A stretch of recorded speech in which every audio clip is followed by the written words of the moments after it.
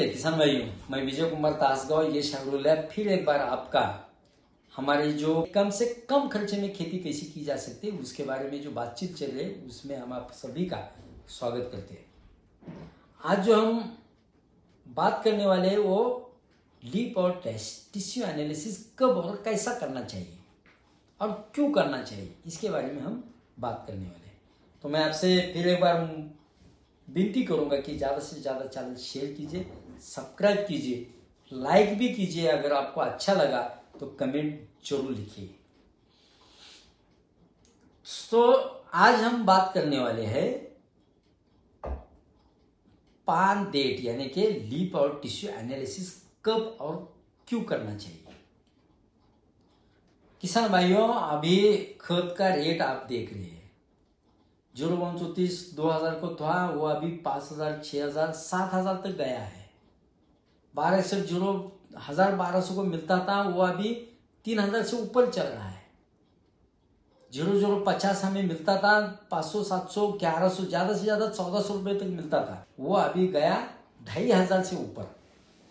खत का जो रेट थे वो दुगना से भी तिगना ज्यादा हो गए।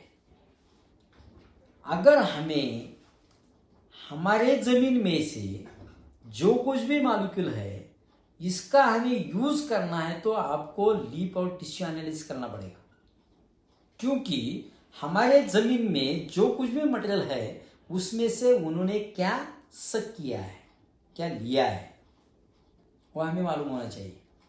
और जितना लिया है वो अगर ज्यादा होगा तो अच्छी बात है, कम होगा तो जो नहीं लिया वो ड्रिप में से छोड़ना है और स्प्रे भी कर देना है।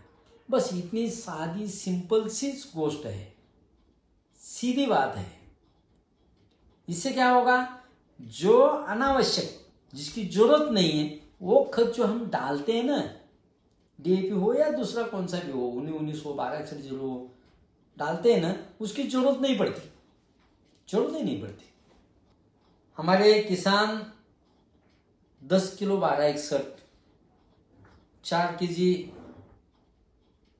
19 0050 15 केजी 15 केजी 0,34 ज्यादा से ज्यादा 15 या 20 केजी, इसमें 3 एकड़ बाग निकाल रहे हैं। मैंने एक वीडियो भी डाला है उसका।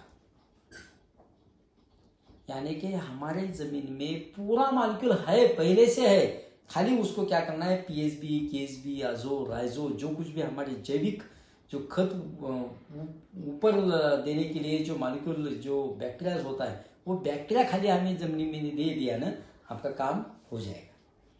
इसीलिए कौन सी भी हालत में पान डेट या लीफ और टिश्यू एनालिसिस करके ही खत की मात्रा देना है। ध्यान में अभी कब करना है, तो छाटने के पहले हमें एक बार पान डेट परीक्षण करना है, एनालिसिस करना है। उससे क्या होगा, जो बेसल डोज हम देते हैं, पान डेट परीक्षण यानी कि लीफ और टिश्यू एनालिसिस करने के बाद बहुत किसानों को ये मालूम नहीं होता कि ये चेक तो किया लेकिन इसको आगे हम करेंगे क्या, वो भी हम आपको लिख के देते हैं कि ये जो आपका अहवाल है वो अहवाल के अनुसार आपको क्या खत देना पड़ेगा, ये हम आपको लिख के देते हैं, उसका चार्जेस भी नहीं लगाते हैं। इसलिए पान डेट पर न दे, लीफ एंड टिश्यू एनालिसिस पहले एक बार कर लो, जितना डोज निकलता है उतना दे दो, बाद में 23 डेज या 25 डेज के आजू बाजू आपको लीफ और टिश्यू एनालिसिस करना है। बाद में 42 या 45 डेज तक दूसरा पान डेट परीक्षण करना चाहिए। पहला पान डेट परीक्षण अत्यंत इंपॉर्टेंट है, बहुत ही अच्छा है और जरूरी है, क्योंकि फ्लावरिंग का स्टेज हमारा उसमें ही आता है।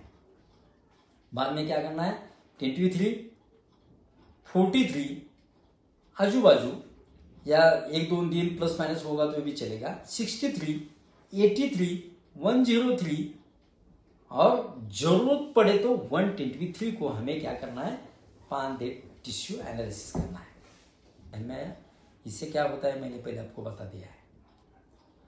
अभी पान डेट परीक्षण के लिए निकालना कैसा है, इसमें भी बहुत किसानों का थोड़ा सा जमने गए। निकालना कैसा है, जिस पान की आयु मर्यादा 20 दिन से ऊपर हुई है, कौन सा भी पान चलता है बगीचे। हम डॉक्टर के पास जाते हैं, डॉक्टर कभी यहाँ से ब्लड निकलता है, कभी यहाँ ब्लड निकलता है, कभी इस हाथ से निकलता है, कभी पैर से निकलता है, ब्लड सभी जगह एक ही होता है ना। वैसा पेड़ का कौन सा भी पत्ती हमने लीफ और टिश्यू एनालिसिस के लिया तो भी चलेगा।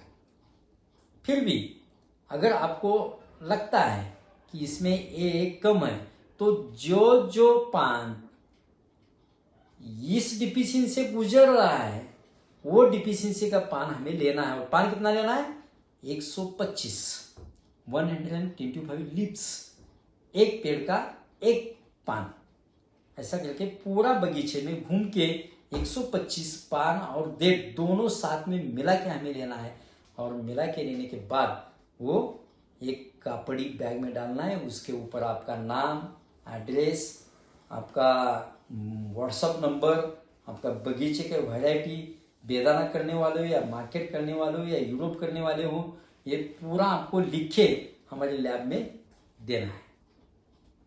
अगर आप बाहर होंगे, ताजवा से लंबा ज़्यादा दूर हो गए, तो कुरियर कर लो, DTDC कुरियर या प्रोफेशनल कुरियर से किया तो भी चलेगा। पत्ता सीधा है, यश एग्रो लैब ताजवा, बस इतना ही पत्ता है, डिस्ट्रिक्ट सांगली है। और खाली मेरा नंबर डाल दो, हमारे यहाँ वो आता है, वहाँ से गाड़ी यहाँ आती है हमारे लैब में। वो बॉटल ये लीफ और टिश्यू एनालिसिस का रिपोर्ट आपको मिल जाएगा 3 दिन में।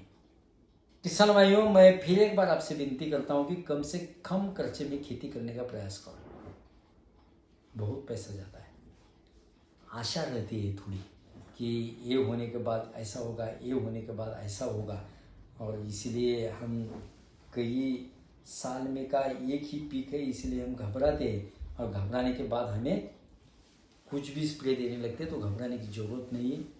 कम से कम खर्चे में खेती है, आ ही सकती है, 100% आ सकती है। हमने दिखा भी दिया है महाराष्ट्र और कर्नाटक के खेतकरी को, उसके बारे में हम ट्रेनिंग भी देते हैं। इस साल ट्रेनिंग भी ले लो और खेती करने का प्रयास करो कम से कम खर्चे में। फिर एक बार विनती करता हूँ कि ज़्यादा से ज़्यादा चैनल शेयर कीजिए, सब्सक्राइब कीजिए। Thank you.